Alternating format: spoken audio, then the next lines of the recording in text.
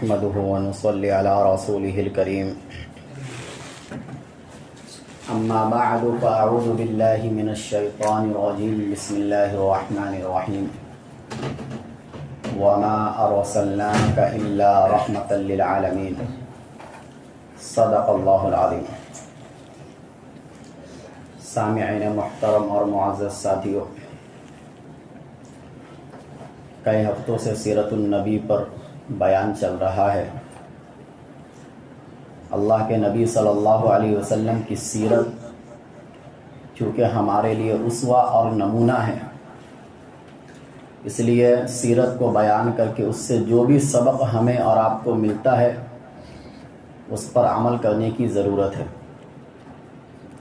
ہمارے نبی صلی اللہ علیہ وسلم کی عمر مبارک جب 20 کے اوپر گئی تو تجارت کے لیے سفر کرتے تھے، لیکن بتایا تھا اس سے پہلے کہ اللہ کے نبی صلی اللہ علیہ وسلم کے پاس اپنا کوئی مال نہیں تھا، جس کی وجہ سے اللہ کے نبی صلی اللہ علیہ وسلم مزاربت فرماتے تھے۔ مزاربت کا مطلب ہوتا ہے مال کسی اور کا ہو، محنت کوئی اور کرے۔ تو اللہ کے نبی صلی اللہ علیہ وسلم مکے میں جو اور دوسرے لوگ تھے ان کے مال کو لے کے جایا کرتے تھے بازاروں میں، اور اچھے منافع کے ساتھ لوٹ کر واپس آتے تھے، سچائی کے ساتھ، امانت داری کے ساتھ خرید و فروخت فرمایا کرتے تھے، جبکہ اس زمانے میں یہ چیزیں بہت مشکل تھی، زمانہ جاہلیت۔ حضرت خدیجہ رضی اللہ تعالی عنہ کو جب پتہ چلا کہ مکہ میں ایک شخص ہے جن کا نام محمد ہے، تجارت میں بڑا ماہر ہے، سچائی اور امانت داری میں مشہور ہے، یہ پورے مکے میں چرچا ہو گیا نا، الصادق الامین، کہ سچے اور امانت دار۔ تو حضرت خدیجہ نے بھی سوچا کہ ہم بھی اپنا مال اللہ کے نبی صلی اللہ علیہ وسلم کے حوالے کریں اور اللہ کے نبی صلی اللہ علیہ وسلم ہمارے مال کو بھی لے کے جائیں اور تجارت کریں۔ چنانچہ اپنے غلام کے ذریعے سے اللہ کے نبی صلی اللہ علیہ وسلم کو بلایا، اور اللہ کے نبی صلی اللہ علیہ وسلم ان کے مال کو بھی لے جانے کے لیے تیار ہو گئے۔ حضرت خدیجہ کے جو غلام تھے جن کا نام میسرہ تھا، وہ بھی اس سفر میں ساتھ تھے۔ تو انہوں نے بہت عجیب و غریب چیزیں دیکھی۔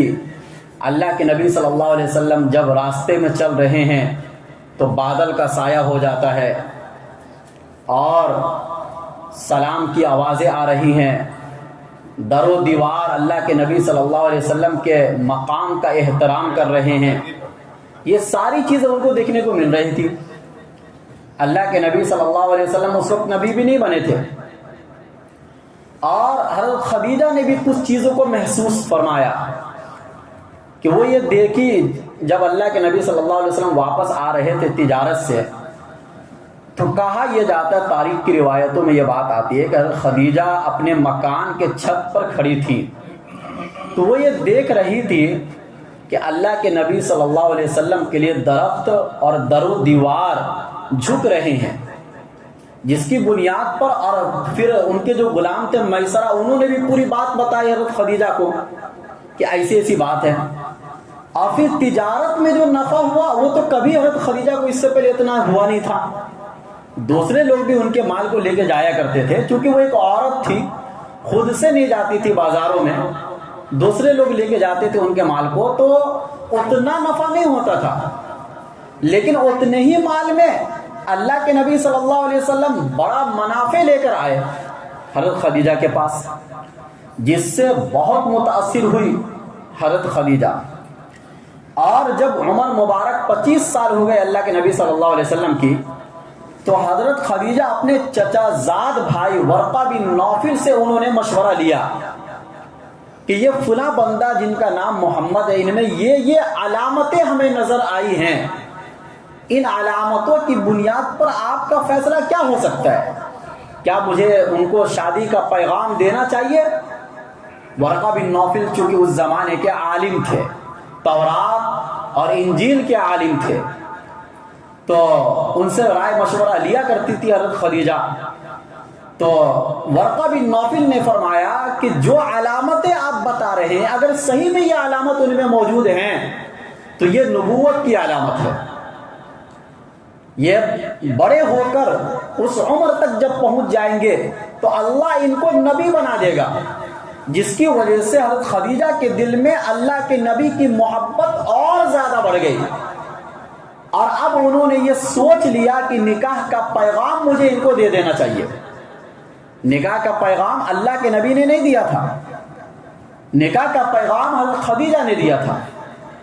اب حضرت خدیجہ خود ایک عورت تھی، بذات خود نہیں دے سکتی تھی پیغام، تو انہوں نے غالباً اپنے چچا سے فرمایا کہ آپ اللہ کے نبی صلی اللہ علیہ وسلم سے بات کریں. جب اللہ کے نبی صلی اللہ علیہ وسلم تک بات پہنچی کہ مجھے حضرت خدیجہ نکاح کا پیغام دے رہی ہے، تو اللہ کے نبی صلی اللہ علیہ وسلم بھی بذات خود تیار نہیں ہوئے، چونکہ اللہ کے نبی صلی اللہ علیہ وسلم کے سرپرست اور ذمہ دار اس وقت میں چچا ابو طالب موجود تھے. تو انہوں نے یہ کہا کہ اگر میرے چچا اجازت دے دیں تو پھر میں اس کے لیے تیار ہوں، پہلے میں اپنے چچا سے رائے مشورہ کروں گا. اچھا، اب اس سے پہلے جو اللہ کے نبی صلی اللہ علیہ وسلم تجارت کرنے جایا کرتے تھے، اس سے چند سبق بھی ہمیں ملتا ہے. پہلے ہم ان سبق کو لے لیں پھر ہم آگے چلیں گے. کہ اللہ کے نبی صلی اللہ علیہ وسلم شروع سے تجارت کرتے تھے، شروع سے. اس سے یہ پتہ چلا کہ ہمیں زندگی میں کبھی بھی کسی پر بوجھ نہیں بننا چاہیے. جب آپ بالغ ہو گئے، آپ کی عمر ہو گئی کمانے کی، تو لڑکوں کے لیے اصل یہ ہے کہ وہ کمانے کے لیے نکل جائے. اپنے باپ پر، اپنی ماں پر اور اپنے خاندان والوں پر بوجھ نہیں بننا چاہیے.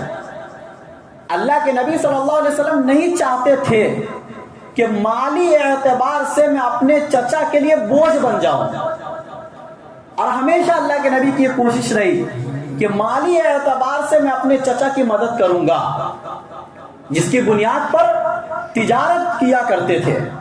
تو اسی لیے ہمیں یہ سبق ملا. آج کل کے نوجوان جو بیٹھے رہتے ہیں، یوں ہی ٹائم پاس کرتے ہیں، کمانے کا شوق نہیں ان کے اندر.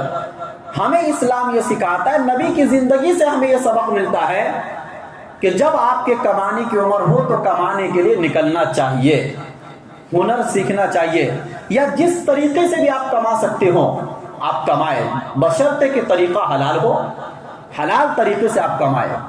کمانے میں کبھی بھی پیچھے نہیں ہٹنا چاہیے.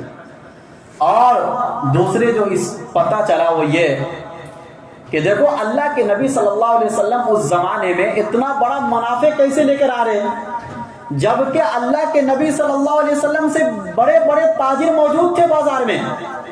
بھائی اللہ کے نبی صلی اللہ علیہ وسلم کی عمر تو ابھی 25 سال ہے، لیکن اس بازار میں کسی کی عمر 40 سال بھی رہی ہوگی، کسی کی 50 بھی رہی ہوگی. تجارت کرتے کرتے ان کی زندگی ختم ہو گئی، لیکن وہ بھی تجارت میں اللہ کے نبی سے آگے نہیں، جبکہ اللہ کے نبی صلی اللہ علیہ وسلم ابھی تجارت شروع کی ہے. اس سے کیا پتا چلا کہ آپ جس لائن میں بھی جاؤ آپ ایک مثال بن کر دکھلاؤ، اور آپ کا جو بھی شعبہ ہے آپ اس شعبے میں اتنی محنت کرو کہ دنیا آپ کی مثال دے. لہذا اگر کوئی انسان تجارت کر رہا ہے تو تجارت میں آپ مثال بن جاؤ. اگر اسی طریقے سے خاندانی اعتبار سے جو ہمیں مقام ملتا ہے، کوئی اگر باپ بن گیا تو ایسے باپ بنو کہ دنیا مثال دے کہ دیکھو فلاں کا باپ کتنا بہتر ہے. اگر آپ شوہر بن رہے ہیں تو شوہر بننے میں آپ مثال قائم کرو کہ لوگ آپ کے بارے میں کہے کہ فلاں آدمی کا رویہ اپنی بیوی کے ساتھ بہت بہتر ہے. آپ اگر کسی کے بیٹے ہیں تو اپنے ماں باپ کی خدمت میں ان کا اس طریقے سے حق ادا کرو کہ دنیا آپ کی مثال دے کہ دیکھو فلاں کا بیٹا کتنا اچھا ہے جو اپنے ماں باپ کی خدمت کرتا ہے. یہ اللہ کے نبی صلی اللہ علیہ وسلم کے زندگی سے ہمیں یہ سبق ملتا ہے کہ اللہ کے نبی صلی اللہ علیہ وسلم شروع سے جس شعبے میں گئے ہیں اس شعبے میں مثال بن کر دکھلایا ہے. اس شعبے میں اللہ کے نبی صلی اللہ علیہ وسلم سے آگے کوئی بھی نہیں جا سکا. اور یہی چیز اللہ کے نبی صلی اللہ علیہ وسلم نے اپنے صحابہ کو سکھلایا تھا کہ صحابہ بھی جب صحابی بنے ہیں اور ایمان لائے ہیں تو انہوں نے اپنا قیمتی وقت برباد نہیں کیا. صحابی بھی جس لائن میں گھسے ہیں، جس لائن میں گئے ہیں، اس میں مثال بن کر دکھلایا ہے. اللہ کے نبی صلی اللہ علیہ وسلم کے صحابہ اگر تجارت کیے تو ان سے بہتر کوئی پھر تجارت کرنے والا نہیں. اللہ کے نبی صلی اللہ علیہ وسلم کے صحابہ اگر اپنے بچوں کے باپ بنے ہیں تو بہترین باپ بنے ہیں. اگر وہ کسی کے بیٹے تھے تو اپنے ماں باپ کی بہترین خدمت کی ہیں. اور اس زمانے کی صحابیہ بھی اپنے شوہر کی بے مثال اور بے لوث خدمت کی ہے. یہ سکھایا اللہ کے نبی صلی اللہ علیہ وسلم نے صحابہ کو بھی کہ جو زندگی نبی کی تھی وہی زندگی اور وہی اسوہ اور نمونہ اللہ کے نبی نے منتقل کیا صحابہ میں. صحابہ نے اسی چیز کو آگے بڑھایا تابعین میں، تابعین نے اسی چیز کو آگے بڑھایا تبع تابعین میں، اور یہ سلسلہ چلتا رہا. لیکن آج ہمارا یہ حال ہو گیا ہے کہ ہم جس شعبے میں جاتے بدنام ہو جاتے ہیں. آج مسلمانوں کو ہر شعبے میں بدنام کیا جا رہا ہے، ہر چیز میں ہم پیچھے ہیں، جبکہ اسلام ہمیں دنیا میں بھی پیچھے رہنا نہیں سکھا رہا ہے. اسلام تو ہمیں یہ سکھا رہا ہے کہ دنیا میں بھی آگے بڑھو. اللہ کے نبی بزنس کیا کرتے تھے، تجارت کیا کرتے تھے. آج تجارت کے سارے مراکز دوسرے لوگوں کے ہاتھ میں ہیں، ہمارے ہاتھوں میں نہیں ہے. ہم تجارت میں، بزنس میں، کاروبار میں ہم دوسروں کے محتاج ہیں. اس لیے بہت سے مقامات ایسے آتے ہیں کہ جس میں حلال و حرام کی بنیاد پر ہمیں پیچھے ہٹنا پڑتا ہے. اگر وہی شعبہ ہمارے اندر ہوتا تو ہم اسی چیز کو حلال طریقے سے لے کے جاتے ہیں. لیکن وہی شعبہ دوسرے لوگوں کے ہاتھ میں چلا گیا تو ظاہر سی بات ہے ان کے یہاں حلال و حرام کی تو کوئی تفصیل ہی نہیں ہے. وہ تو حلال کو بھی اس کے اندر ڈالیں گے، حرام کو بھی اس کے اندر ڈالیں گے. ان کے کاروبار میں دونوں چیزیں شامل ہو جائیں گی. تو اللہ کے نبی صلی اللہ علیہ وسلم مثال بن کر دکھلائے ہیں. اور اللہ کے نبی صلی اللہ علیہ وسلم اس زمانے میں تجارت میں اتنی مہارت حاصل کیے کہ آپ سے پھر بہترین تجارت کرنے والا کوئی بھی اس وقت میں مکہ میں موجود نہیں تھا. اب اللہ کے نبی صلی اللہ علیہ وسلم کو جب نکاح کا پیغام آیا تو اللہ کے نبی صلی اللہ علیہ وسلم نے اس پیغام کو اپنے چچا کے ذریعے سے قبول فرمایا. اور اللہ کے نبی صلی اللہ علیہ وسلم کے لیے نکاح کا خطبہ چچا ابو طالب نے خود ہی پڑھایا. دیکھو اس وقت میں اللہ کے نبی صلی اللہ علیہ وسلم کی عمر مبارک 25 سال ہے اور حضرت خدیجہ رضی اللہ عنہا کی عمر اس وقت میں 40 سال ہے، مشہور روایت کے مطابق 40 سال. اور حضرت خدیجہ 2 مرتبہ بیوہ ہو چکی تھی. ایک سے شادی کی، ان کا انتقال ہوا، دوسری مرتبہ شادی ہوئی، پھر وہ شوہر کا بھی انتقال ہو گیا. 2 مرتبہ بیوہ ہو چکی تھی. اور تیسری شادی اللہ کے نبی صلی اللہ علیہ وسلم سے حضرت خدیجہ کی ہوئی. اچھا، اس بیچ میں جب وہ بیوہ ہو چکی تھی تو نکاح کے بہت سارے پیغامات آئے حضرت خدیجہ کے پاس، لیکن حضرت خدیجہ نے کسی کے بھی نکاح کے پیغام کو قبول نہیں کیا. اور کیوں آئے پیغام وہ آپ جانتے ہیں. ظاہر سی بات ہے وہ ایک مالدار عورت تھی اور ہر زمانے میں یہ معاملہ رہا ہے کہ مالداری کو ترجیح دی جاتی ہے، پسند کی جاتی ہے. تو وہ تو زمانہ جاہلیت تھا. مکہ کا ہر بڑا آدمی، ہر شریف آدمی یہ خواہش رکھتا تھا کہ میری شادی حضرت خدیجہ رضی اللہ تعالی عنہ سے ہو جائے. لیکن حضرت خدیجہ نے کسی کے بھی درخواست کو قبول نہیں فرمایا، چونکہ وہ معاملہ طے ہو چکا تھا کہ اب تیسری شادی اللہ کے نبی صلی اللہ علیہ وسلم سے ہونا طے ہو چکا تھا اللہ تعالیٰ کے تقدیر میں. چنانچہ نکاح کا خطبہ چچا ابو طالب نے پڑھایا، مہر مقرر کیا گیا. اور اس خطبے میں چچا ابو طالب نے یہ فرمایا کہ میرا یہ بچہ یعنی میرا یہ بھتیجا مال میں اگرچہ کم ہے، مالی اعتبار سے اللہ کے نبی صلی اللہ علیہ وسلم اس زمانے میں مضبوط نہیں تھے، لیکن میرے بھتیجے کا ایک مقام اور رتبہ ہے. اور تم لوگ یہ دیکھنا کہ آگے چل کر اس دنیا میں میرے بھتیجے کا نام چمکے گا. یہ چچا ابو طالب نے نکاح کے خطبے میں فرمایا تھا. یہ تاریخی جملہ آج بھی کتابوں کے اندر موجود ہے. جبکہ چچا ابو طالب اس زمانے میں موجود تھے جب اللہ کے نبی صلی اللہ علیہ وسلم نبی بنے، 10 سال تک رہے ہیں اور وہ پہلے سے ہی پیشین گوئی بھی فرما چکے چچا ابو طالب، لیکن اس کے باوجود بھی ایمان نہیں لائے. یہ ایمان اور اسلام کا مل جانا یہ اللہ کی طرف سے بہت بڑی نعمت ہے کہ اتنے سپورٹ کے باوجود گھر میں کفالت کی ذمہ داری چچا ابو طالب نے نبھائی ہے، پیغمبر حضرت محمد صلی اللہ علیہ وسلم کی۔ ان کے بیٹے ان کے سامنے اسلام قبول کیے، حضرت علی، اور انہوں نے دوسرے بیٹے کو بھی کہا کہ تم بھی اسلام قبول کرو، روکا نہیں کسی کو، لیکن خود اسلام نہیں لائے۔ یہ اللہ کا فیصلہ ہے، یہ دنیا میں ہوتے رہتا ہے۔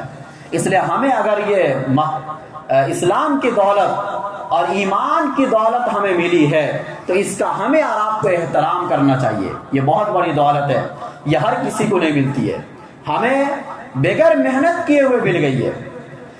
تو نکاح جب ہو گیا تو نکاح کے بعد اب اللہ کے نبی صلی اللہ علیہ وسلم کو اللہ نے غریبی کی زندگی سے نکال کر مالداری کی زندگی میں لے کر آئے، جس کا ذکر اللہ نے خود قرآن پاک میں فرمایا، وَلَلْآخِرَةُ خَيْرٌ لَكَ مِنَ الْأُولَى وَلَسَوْفَ يُعْطِيكَ رَبُّكَ فَتَرْضَىٰ أَلَمْ يَجِدْكَ يَتِيمًا فَآوَىٰ، کہ اللہ نے آپ کو یتیم پایا، یعنی آپ تو یتیم تھے نا، اللہ نے آپ کو ٹھکانہ دیا حضرت خدیجہ رضی اللہ عنہا کے ذریعے سے، اور اللہ نے آپ کو غریب پایا، یعنی آپ غریب تھے، فَأَغْنَىٰ، اللہ نے آپ کو مالدار بنا دیا۔ مالدار کیسے بنایا؟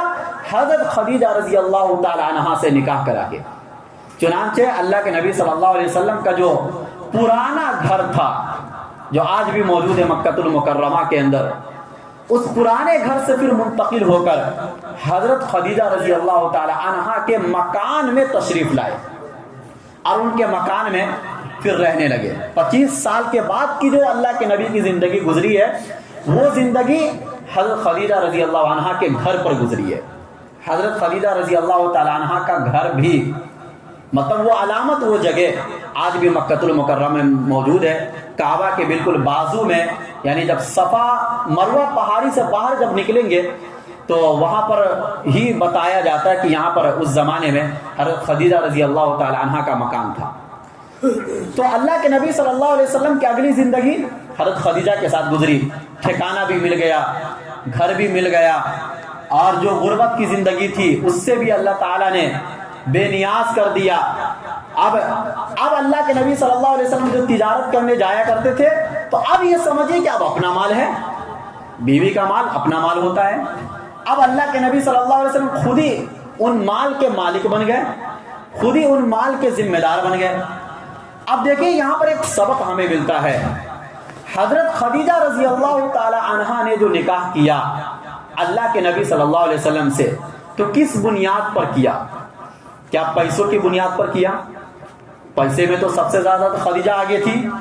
اللہ کے نبی صلی اللہ علیہ وسلم تو حضرت خدیجہ کے مال کو لے کے جایا کرتے تھے، تو پیسے کا تو یہاں پر تو سوال ہی پیدا نہیں ہوتا ہے کہ حضرت خدیجہ پیسوں کی وجہ سے نکاح کی ہے، مالداری کی وجہ سے نکاح کی ہے، نہیں، بلکہ حضرت خدیجہ نے اللہ کے نبی صلی اللہ علیہ وسلم کو جو پسند فرمایا ہے، وہ پسند فرمانے کی سب سے بڑی وجہ ہے اللہ کے نبی صلی اللہ علیہ وسلم کے اخلاق اور کردار۔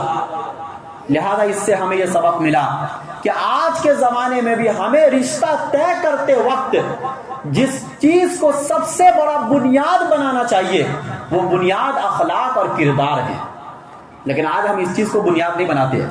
حالانکہ وہ زمانہ جاہلیت، اسلام تو ابھی آیا ہی نہیں تھا نا۔ اسلام آنے سے پہلے حضرت خدیجہ کے ذہن میں جو سوچ تھی وہ سوچ دنیا کی نہیں تھی کہ کسی بڑے اونچے خاندان والوں سے شادی کریں گے یا کسی بڑے مالدار آدمی سے شادی کریں گے، یہ سوچ نہیں تھی۔ انہوں نے دیکھا کہ مکہ میں یہ انسان سب سے الگ تھلگ، ان کا مقام، مرتبہ اور رتبہ سب سے الگ، یا اسی طریقے سے اللہ کے نبی صلی اللہ علیہ وسلم کے اخلاق کا کردار سب سے الگ۔ یہ بتوں کے سامنے سجدہ نہیں کرتے ہیں۔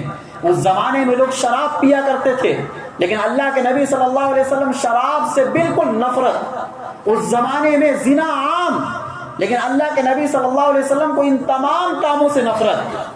کھیل کود میں کوئی بھی دلچسپی اللہ کے نبی صلی اللہ علیہ وسلم کو نہیں تھی۔ ایک الگ ہی زندگی اللہ کے نبی صلی اللہ علیہ وسلم اس ماحول میں گزار رہے تھے۔ اور خدیجہ نے یہ بھی دیکھا تھا کہ 20 سال کی عمر میں انصاف کی آواز کو اللہ کے نبی صلی اللہ علیہ وسلم نے اٹھایا تھا جب اس شخص کے مال کو چھین لیا گیا تھا. زبیدی نام کا جو شخص، زبیدی قبیلے کا جو شخص تھا، اس کے مال کو مکہ میں ایک آدمی نے چھین لیا تھا اور یہ مکہ میں چلتے رہتا تھا. لوٹ مار یہ ان کی زندگی کا حصہ تھا. لیکن اس وقت جب انصاف کی آواز لگائی گئی تھی تو سب سے پہلے اللہ کے نبی صلی اللہ علیہ وسلم آگے تھے اور فرمایا کہ جو بھی مظلوم ہوگا ہم اس کی مدد کریں گے. یہ ساری چیزیں مکہ کے لوگ سب دیکھ رہے تھے. اللہ کے نبی صلی اللہ علیہ وسلم کی زندگی نبوت سے پہلے بالکل صاف ستھری تھی اور ہر نبی کی زندگی ایسی ہی ہوا کرتی ہے، کیونکہ نبوت کا مقام و مرتبہ بہت اونچا ہے. جب اللہ تعالیٰ کسی کو نبی بنانے کا فیصلہ فرماتے ہیں تو نبوت سے پہلے کی ساری زندگی کو ان کے محلے والوں کے سامنے، معاشرے کے سامنے اللہ بالکل کھول کے رکھ دیتے ہیں کہ جب بھی وہ نبوت کا دعویٰ کریں گے تو دنیا یہ نہ کہے کہ ہم تو اس کو جانتے ہی نہیں ہیں، بلکہ دنیا یہ کہے کہ ہم ان کو اچھے طریقے سے جانتے ہیں. یہ جھوٹا نہیں ہو سکتا ہے، یہ خائن نہیں ہو سکتا ہے، یہ بد کردار نہیں ہو سکتا ہے. ان کے اخلاق اور کردار کے چرچے تو اس زمانے میں لوگوں کی زبانوں پر مشہور تھے. اپنے بھی چرچے کیا کرتے تھے، غیر بھی چرچے کیا کرتے تھے. یہ اللہ کے نبی صلی اللہ علیہ وسلم کی یہ صاف ستھری زندگی. جب حضرت خدیجہ سے اللہ کے نبی صلی اللہ علیہ وسلم نے نکاح فرمایا تو بھرپور محبت کا اظہار فرمایا. جب تک حضرت خدیجہ اللہ کے نبی صلی اللہ علیہ وسلم کے نکاح میں رہی ہیں، اللہ کے نبی صلی اللہ علیہ وسلم کوئی دوسرا نکاح نہیں فرمایا ہے. 25 سال کی عمر میں نکاح ہوئی اور اگلے 25 سال تک حضرت خدیجہ رضی اللہ تعالیٰ عنہا اللہ کے نبی صلی اللہ علیہ وسلم کی زوجیت میں رہی ہے. جب اللہ کے نبی بننے کے 10 سال ہو چکے تھے تب جا کے حضرت خدیجہ اس دنیا سے رخصت فرمائی. اور اس کے بعد اللہ کے نبی صلی اللہ علیہ وسلم جو دوسری شادی کی ہے حضرت سودا رضی اللہ تعالیٰ عنہا سے، وہ اس بنیاد پر کہ اللہ کے نبی صلی اللہ علیہ وسلم کے چھوٹے چھوٹے بچے تھے اور ان بچوں کی کفالت کی ذمہ داری ایک عورت بہترین طریقے سے نبھا سکتی ہے، جس کی بنیاد پر اللہ کے نبی صلی اللہ علیہ وسلم نے دوسری شادی ایک بڑی عمر کی عورت سے فرمائی ہے. لوگ جو آج کے زمانے میں یہ طعنہ دیتے ہیں کہ اللہ کے نبی صلی اللہ علیہ وسلم نے جو کثرت سے نکاح فرمائے، 9 شادیاں بیک وقت اللہ کے نبی صلی اللہ علیہ وسلم نے جو کی، لوگ یہ طعنہ دیتے ہیں نعوذ باللہ کہ اللہ کے نبی صلی اللہ علیہ وسلم نے خواہشات کی بنیاد پر یہ کام کیا.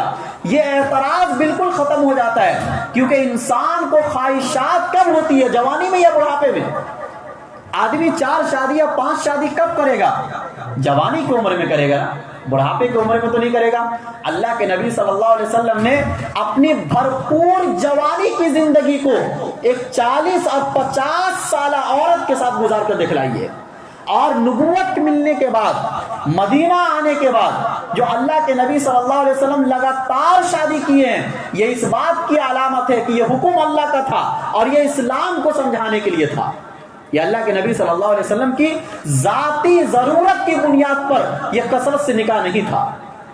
اگر ذاتی ضرورت کی بنیاد پر کثرت سے نکاح ہوتا تو مکہ میں اس زمانے میں کثرت سے نکاح کرنے کا رواج تھا، لیکن اس رواج کے برخلاف اللہ کے نبی صلی اللہ علیہ وسلم ایک شادی پر پوری جوانی کی زندگی گزار چکے تھے. یہ اس بات کی علامت ہے کہ یہ ذاتی ضرورت کی بنیاد پر یا خواہشات کی بنیاد پر نعوذ باللہ اللہ کے نبی صلی اللہ علیہ وسلم نے کوئی بھی نکاح نہیں فرمایا تھا. اور یہ بھی حضرت خدیجہ کی خصوصیت اور فضیلت ہے کہ اللہ کے نبی صلی اللہ علیہ وسلم کو جو بھی اولاد ہوئی ہے وہ ساری کی اولاد، وہ ساری اولاد حضرت خدیجہ رضی اللہ تعالیٰ عنہا سے ہوئی ہے. اللہ کے نبی صلی اللہ علیہ وسلم کی 4 بیٹیاں تھیں اور وہ چاروں بیٹی حضرت خدیجہ سے، اور اللہ کے نبی صلی اللہ علیہ وسلم کے 2 بیٹے حضرت خدیجہ سے. ایک تیسرے جو بیٹے تھے وہ مدینے میں حضرت ماریہ قبطیہ رضی اللہ تعالی عنہا جو اللہ کے نبی صلی اللہ علیہ وسلم کی باندی تھی، ان سے تیسری اولاد پیدا ہوئی تھی، یعنی بیٹوں میں، جن کا نام ابراہیم تھا. اچھا، یہ بھی جب اولاد کی بات آئی ہے تو یہاں پر ایک بات یہ سمجھنی ہے کہ اللہ کے نبی صلی اللہ علیہ وسلم کی ساری اولاد حضرت فاطمہ کو چھوڑ کر ساری اولاد اللہ کے نبی صلی اللہ علیہ وسلم کے نظروں کے سامنے دنیا سے گئی ہے. اللہ تعالیٰ نے دنیا والوں کو یہ بتایا کہ دیکھو انسان کی زندگی کو اور ان کے طریقے کو، کردار کو، اخلاق کو آگے بڑھانے میں یا تو اصول کا مطلب ہوتا باپ دادا نانا نانی، یہ لوگ آگے بڑھاتے ہیں یا ان کے بچے آگے بڑھاتے ہیں. لیکن یہاں پر اللہ کے نبی جب پیدا بھی نہیں ہوئے والد کا انتقال ہو گیا، 6 سال کی عمر میں والدہ کا انتقال ہو گیا، چچا کا انتقال ہو گیا، دادا کا انتقال ہو گیا، سب کا انتقال ہو گیا. آگے بڑھانے والے جتنے لوگ تھے وہ سارے سائے ہٹ گئے. اور پھر جب اولاد ہوئی ہے تو اولاد کے ذریعے سے انسان آگے ترقی کرتا ہے. اللہ تعالیٰ نے یہ سہارا بھی اٹھا دیا نبی کی زندگی میں، دنیا والوں کو یہ بتلانے کے لیے کہ نبی کے مقام و مرتبے کو آگے بڑھانے میں صرف اور صرف اللہ کا ہاتھ ہے. اللہ کے علاوہ دنیا میں کسی اور کا کوئی سہارا اللہ کے نبی کو ضرورت نہیں ہے. اور ہمیں اس سے یہ سبق بھی ملا. کیا بعض مرتبہ ایسا بھی ہوتا ہے کہ ہمارے بھی بچوں کا کبھی انتقال خدا نخواستہ کسی کی زندگی میں ہو جائے، اور ہوتے رہتا ہے. کبھی کوئی بچہ 10 سال کی عمر میں چلا گیا، کوئی 15 سال کی عمر میں چلا گیا، تو زیادہ واویلا مچانے کی بالکل بھی ضرورت نہیں ہے. اللہ کے نبی صلی اللہ علیہ وسلم نے کس طریقے سے صبر و ہمت سے کام لیا کہ 6 کی 6 اولاد اللہ کے نبی صلی اللہ علیہ وسلم کے نظروں کے سامنے جا رہی ہے، لیکن اس کے باوجود بھی اللہ کے نبی صلی اللہ علیہ وسلم نے کوئی شکوہ شکایت، کوئی زبان پر غلط الفاظ اللہ کے نبی صلی اللہ علیہ وسلم نہیں لائے.